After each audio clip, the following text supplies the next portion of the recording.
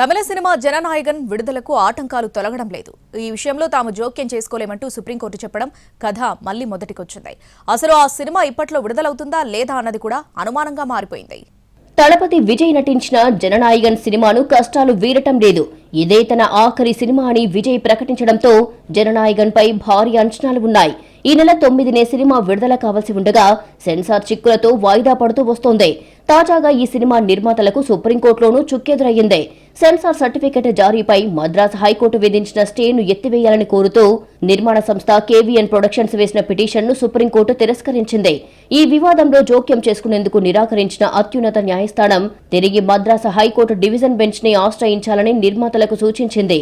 ఈ నెల 9న జననాయగన్ సినిమా విడుదల చేసేందుకు ఏర్పాట్లు చేసుకున్నారు నిర్మాతలు. అయితే సెన్సార్ సర్టిఫికెట్ రాకపోవడంతో సినిమా విడుదలకు అడ్డంకులు ఏర్పడ్డాయి. దాంతో నిర్మాతలు మద్రాస్ హైకోర్టును ఆశ్రయించారు. జననాయగన్ సినిమాకు యూఏ సర్టిఫికెట్ ఇవ్వాలని జనవరి 9న Madras high court single bench censor బోర్డును ఆదేశించింది. అయితే ఈ తీర్పును సవాల్ చేస్తూ censor board high court division bench ను ఆశ్రయించింది. సెన్సార్ సర్టిఫికెట్ జారీపై తాత్కాలిక స్టే విధించింది మద్రాస్ హైకోర్టు డివిజన్ బెంచ్. దాంతో సినిమా విడుదల ఆగిపోయింది. సినిమా విడుదల ఆలస్యమయ్యే కొద్దీ భారీ నష్టం జరుగుతోందని కేవీఎన్ ప్రొడక్షన్స్ సుప్రీంకోర్టును ఆశ్రయించింది. ఈ పిటిషన్పై విచారణ చేపట్టిన సుప్రీంకోర్టు సెన్సార్ సర్టిఫికెట్ జారీపై స్టేను తొలగించేందుకు ఒప్పుకోలేదు. అయితే ఈ నెల 20న ఈ కేసుపై తగిన నిర్ణయం తీసుకోవాలని మద్రాస్ హైకోర్టు డివిజన్ బెంచ్ ను ఆదేశించింది సుప్రీంకోర్టు.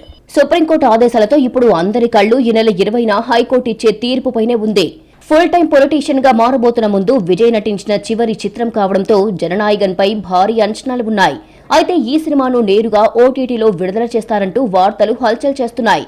ఓటీటీలో విడుదల చేసేటట్టయితే సెన్సార్ సర్టిఫికెట్ అవసరం లేదు. కాకపోతే ఇది విజయ్ ఆఖరి సినిమా కాబట్టి నేరుగా ఓటీటీలోకి వచ్చే అవకాశమే లేదు.